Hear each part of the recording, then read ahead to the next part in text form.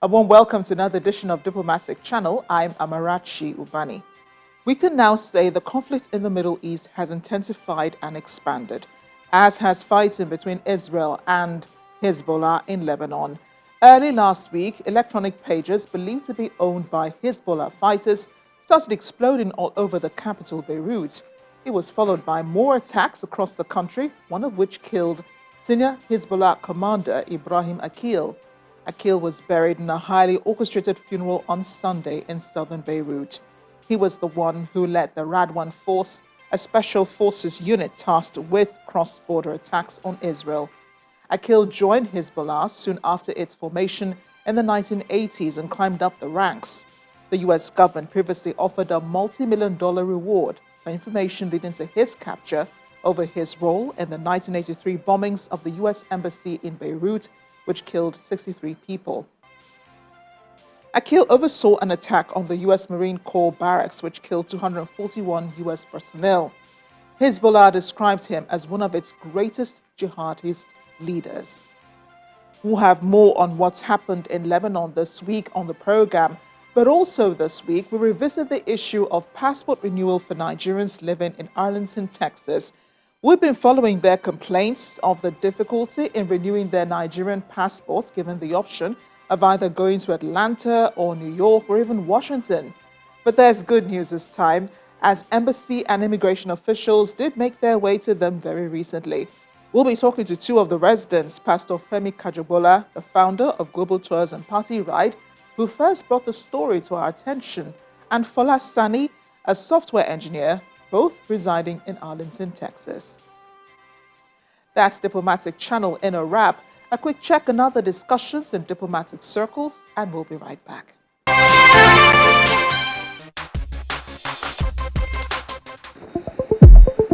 The Nigerian government has condemned the terrorist attack targeting a military airport, training center, and other sensitive locations in Bamako, Mali. Statement from the Ministry of Foreign Affairs stated that the heinous act claimed lives and caused destruction of several military aircraft is yet another stark reminder of the persistent threat posed by extremist groups in the region. The statement says it must be emphasized that acts of terrorism, regardless of where they occur, represent a threat to peace and security for the entire region. Mali was taken over by a military junta on August 18, 2020 in a coup d'etat after weeks of protests against then-President Abubakar Keita to resign amid accusations his government was corrupt and failed to clamp down on an armed rebellion in the country's north waged by groups linked to Al-Qaeda and ISIL. The new military government promised to tackle the fighters swiftly.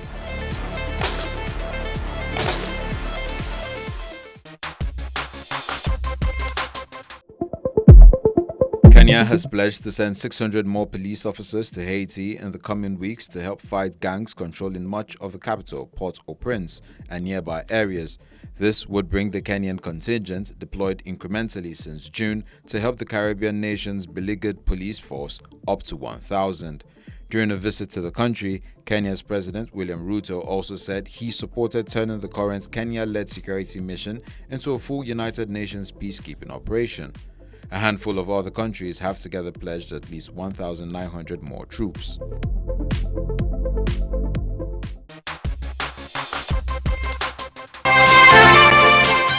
Concern is growing in the Middle East as fighting between the Israeli Defense Forces and Hezbollah intensifies. Apart from attacks from the IDF during the week, there were more attacks on Sunday, the day Hezbollah commander Ibrahim Akil was being buried. The UN Secretary General Antonio Guterres says he's concerned that the situation in Lebanon could become a military conflict on the same level as the war between Israel and Hamas. He is also pessimistic about the current negotiations for a ceasefire deal in Gaza.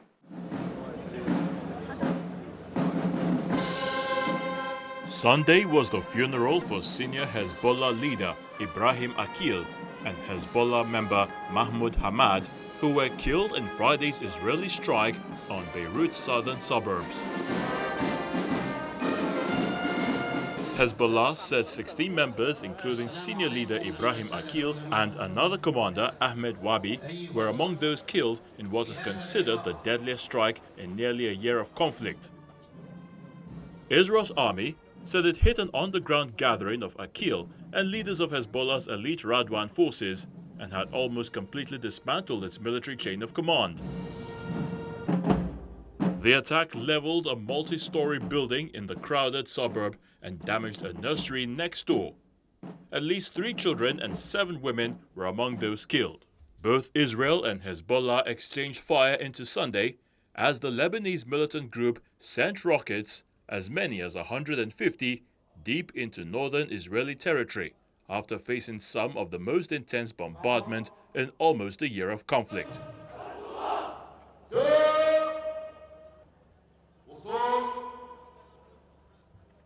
A dashcam captured the moment when a Hezbollah rocket hit and exploded in the northern Israeli town of Kiryat Bialik early Sunday. Israeli ambulance service said that 3 people were injured in the explosion, 2 elderly men and a teenage girl. The Israeli army instructed residents of the area to remain inside safe rooms or bomb shelters since Saturday evening to reduce the risk of civilians during the worst escalation in fire exchange between Israel and the Lebanese armed group since October 7, 2023. Israeli Defense Minister Yoav Gallant said operations will continue until it was safe for evacuated people on his side of the border to return.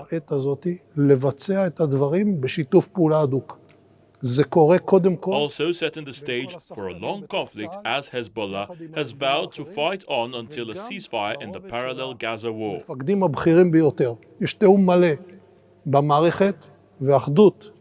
Israel's President Isaac Herzog spoke with Sky News on Sunday morning and warned rising tension with neighboring Lebanon has a potential of escalating dramatically. It is clearly a very dangerous situation and clearly has a potential of escalating dramatically, but we have to understand the situation in facie, meaning Hezbollah started this war. It started following the horrendous attack of Hamas on October 7th. Hezbollah since then has been bombarding us endlessly. Almost 100,000 Israelis have been evacuated from their homes. The entire north has been shattered. We kept on being restrained and restrained and restrained, but something has to end. We have to bring our citizens back to their homes. That's the most natural obligation of any nation to its citizens. This week's standoff began when explosions were reported across the Lebanese capital, Beirut, on Tuesday. It was discovered that hundreds of members of Hezbollah, including fighters and medics, were seriously wounded when the pagers they used to communicate exploded. It was considered the biggest security breach the group had been subjected to in nearly a year of war with Israel. At least 8 people were killed and 2,750 others, including Hezbollah fighters, medics and Iran's envoy to Beirut, were wounded in the attack. Lebanon's information minister Ziad Makari said the government condemned the detonation of the pagers as Israeli aggression. Hezbollah also blamed Israel for the pager blasts and said it would receive its fair punishment. The United States said it was gathering information about the pager explosions. State Department spokesperson Matthew Miller said at a press conference that the United States was not involved in the incidents and did not know who was responsible. But the U.S. has warned Israel about opening up a second battlefront with Lebanon. U.S. officials have not given up hope of landing Gaza ceasefire and hostage deal, but are increasingly pessimistic that a breakthrough can come anytime soon. The model of pagers used in the detonations in Lebanon were made by Budapest-based BAC Consulting, according to Taiwanese pager firm Gold Apollo, adding it had only licensed out its brand to the company and was not involved in the production of the devices.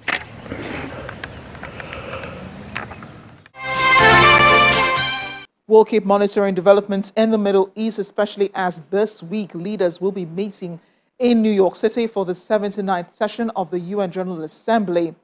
The highlight of the September meetings will no doubt be the summit of the future, forging of a new international consensus on how to deliver a better present and safeguard the future. It is hoped that the global community will endorse the pact for the future. The first day of the high-level debate will be on Tuesday, September 24, 2024. Nigeria's President Bola Tinubu will not be attending, choosing instead to stay back and focus on addressing pressing domestic issues. But he's directed the Vice President, Kashim Shettima, to go in his place. The Vice President will deliver Nigeria's national statement, participate in key meetings on the sidelines of the event, and engage in bilateral meetings. It's been quite the experience for Nigerians living in Arlington, Texas, to renew their Nigerian passports. Months ago, we brought you the story of Pastor Femi Pajabola, who called our attention to their ordeal.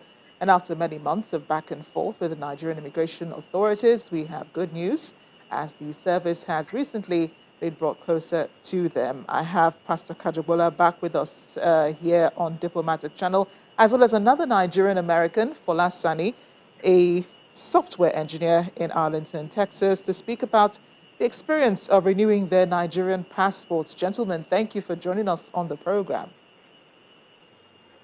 Thank you for having me. Thank you for having me. Let's begin with you, Pastor Kajabola. It's been a long journey, and I'd like you to recap how we got here. How did this all begin with you? Well, if we can recap the last time we came in, it started last year when I wanted to renew my passport. And I have to travel to Atlanta and I have to spend about 1,500, my tickets, my hotel, and with the passport. So, and again, I became an ambassador to the United Nations. So the community came back to me that we have to do something about this. And that's why we came online on social media and we keep talking to them. I wrote to the ministers of interior, I wrote to the immigration, to Madam Kemi Nadab. I wrote to them and at the same time I have to buy tickets, come down to Nigeria, and I spent almost six weeks in Abuja. I changed my ticket almost 3 times just to make sure that things must happen. I submitted the letter, we wrote the letter. I can just tell you that we thank God for the Minister of Interior. We bless God for Madam Kemi Napta for the listening here. And again, Madam Abike Dabire. So all of them, they listen to us and they take it up. So that's what led them to the one we did just last week, that the team from Atlanta, Georgia came. They came and they tried their best, even though we still have quite a number of people, more than 5,000, that still need to renew their passport. When you So, say and when I you say they believe, tried their best, what exactly did they do? Because it's important for you to really explain here for our viewers to understand what you're saying. yeah, they did what they could do because they spent just only, I think, 5 days. So they could not cover a lot of numbers. But we believe God that according to the last time I spoke to the Madam Kemi, I think is assuring us that immigration will be coming down from Nigeria, coming down to Alindi, which they can able to cover more number, because they just spent 1 week. And that 1 week they could not, because we just have only one man doing the fingerprint and biometry and capturing. Your passport expired earlier this year. Tell us the experience before you renewed your passport, and then what happened last week. I just got a new job right now, and I don't want to keep taking days off to say I want to go travel. I want to go do this and that. But I was happy when I heard that I can actually do it here, like 10-15 minutes drive from me. So it was a blessing. I was just happy because I don't need to spend. I couldn't you know I didn't spend enough money. I just, drove down there, and because I calculated the expenses I would have made if I am to travel to Georgia, and it was just, discouraging for me. But I was happy to get it done. If people actually knew the requirements for renewing their passports before they came to the venue of this exercise, because it seems like a lot of people came in not knowing exactly what to do, where to go online, what the requirements were, what the documents that they would need, for the renewal and everything. It seemed that people came bereft of any knowledge of that. Okay, so this I will say this: the culture of I want to get there to ask a human being, from Nigeria, our people still have it. I just want to talk to somebody. That culture is still there. And a lot of older people too who just need somebody to you know do something for them or tell them something. People just don't want to read and I mean maybe read and make a meaning out of it and take action. They just want to speak to people, to someone. I think that's what made some of them came to the location because I don't want to tell them, but it's written. I mean, the information that was passed out was clear enough, but you don't tell people that they just want to speak with someone. What was the website you went to get information about the process of renewing your passport? So when I spoke with someone I know, she forwarded the message she got, maybe from a WhatsApp group. She was in a group and like a Nigerian, online community. So she got, a like a flyer. She forwarded it to me when I asked, So on the flyer, I was able to, yeah, I think a passport international dot immigration.gov or something. So yeah, and on the flyers, and on the flyer, it was stated on there. The requirement was stated on there clearly, and I just follow through before I mean follow through to pull all of those documents together before scanning them and you know going online to finish my application. And, But like I said, some people still just want to come and talk to a human. and it was an easy process. Did they also check with the websites of the different embassies? You mean the people? Yeah, people who were coming to renew their passports, those sort of like much like yourself who got this information about what website to go to. The people have different websites that they probably also got information from. No, like I said, the flyer that pastors organization sent out to the Nigerian community had the requirement listed on there. Like get your birth certificate ready, get your NIN verified, get this, get that, get your picture, So it was on there. And one thing again, a number of people, the pictures they have, I mean, the format of the picture they have is not, being accepted by the systems too. Yeah, those kind of people too. I saw them to, came around to say, okay, I followed the instruction, and that is to, buttress my point that the instruction was clear. Some go over the instruction, got stuck in the middle, like, okay, my image is not, accepted by the system, blah blah blah. I need help. They want me to talk to a human being, and there's some other people that, you know, just don't want to make the full meaning from the write up, want to come and, but I would say maybe because I'm a tech person, that's why I'm able to, you know, Yeah. Okay, do it and I yeah. just wanted to point out for Nigerians who are abroad and trying to renew their passports, the website to go to is https double forward slash passport.immigration.gov.ng. We'll try to put that up on the screen so that everyone has access to it. And when you log on to this website, it actually does give you options whether you're applying from within Nigeria or you're applying from outside of Nigeria, and then you take it on from there. The immigration service did try to make it really easy. I was just trying to find out if that was the process that you used in getting to um, Yeah. upload your documents for the passport renewal. Pastor Kajabola, so you say not a lot of people were able to renew their passports. Do you have a rough idea how many people were able to renew their passports and how many more have not been able to renew their Uh, passports or well, start the like process? I think the people that I mean, the people that they have the opportunity to renew their passport, I think they are less than 500, maybe like 400 and something. But now we still have less than, we still have like 5,000 people that have not renewed their passport. But the truth is just that I believe they are doing something. They are warming up. We are expecting some group of immigration too, by the grace of God, with the help of the Madam Temi, you know, not up that is working on that. So I have more immigration.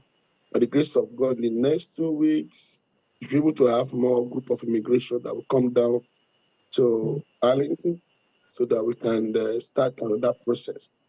We learn from the one we did, so we want to work on some lapses. So we need to pass out some information. So like some people don't know that they need to have NIN before they come for passport renewal. Some people just walk in, I want to renew my passport, Yeah. but they don't have NIN.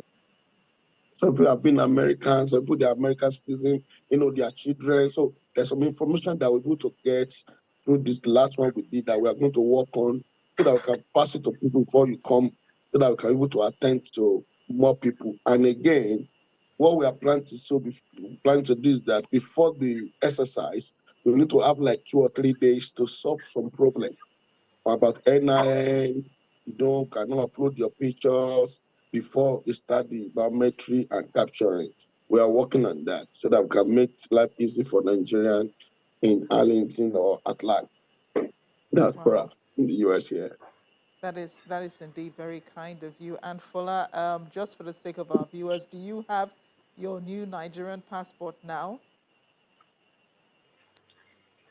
No, they said it's going to take over a month or two, maybe from 1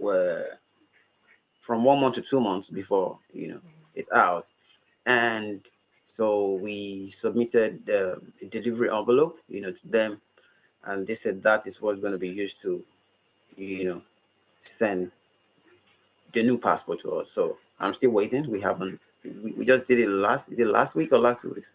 Yeah, Yeah. it's not. That's what It's less than 2 weeks already. Yeah, indeed, no place like home. And after Yeah.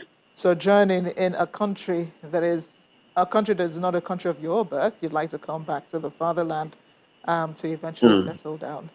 Thank you, Fola. yeah. Thank you, Pastor Kajawola, for coming on Diplomatic Channel. We're happy with the progress that has happened, and we'll keep in touch with you, Fola, when you get your I s- passport.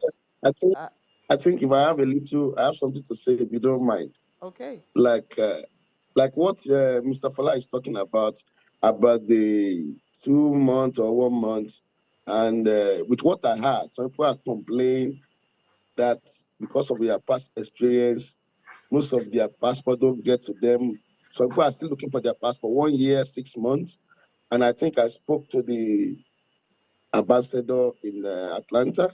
Mr. Jaga is a very wonderful man that always want to listen. And I told him that I don't mind if they can give me the total number, the one they did, that people can come and sign for it. Because a lot of people don't see their passport. 6 months, 1 year, they'll be tracking it. We say it's on transfer. I think we need to, I give them the idea, and they said the idea is welcome. Because most of the people, maybe they give the wrong address or something happened along the way. I don't know. So we have to give them a new approach that, okay, let's bring the passport to us, let them come and sign for it. So there will not be an issue of I cannot find my passport is lost on the in process of transit or whatever. So we have a lot of cases. Many people complain about that, seriously. Well, And we are thank trying you. to look for solution about that. Thank, thank you. Thank Yeah. you so much, Pastor Kajubola. We'll keep in touch with you to monitor progress as well. Fola and Pastor Kajubola, thank you for coming on Diplomatic Channel. Thank you for Thank you having so me. much. Appreciate it. And that's the program today. Remember, if you're a Nigerian and you live outside the country, go to https:// passport.immigration.gov.ng to begin your journey of renewing your expired Nigerian passports. Let us know your experience. You can reach me using any of the social media addresses on your screen or leave a comment under the video on YouTube. I'm Amarachi Ubani. Thanks for watching.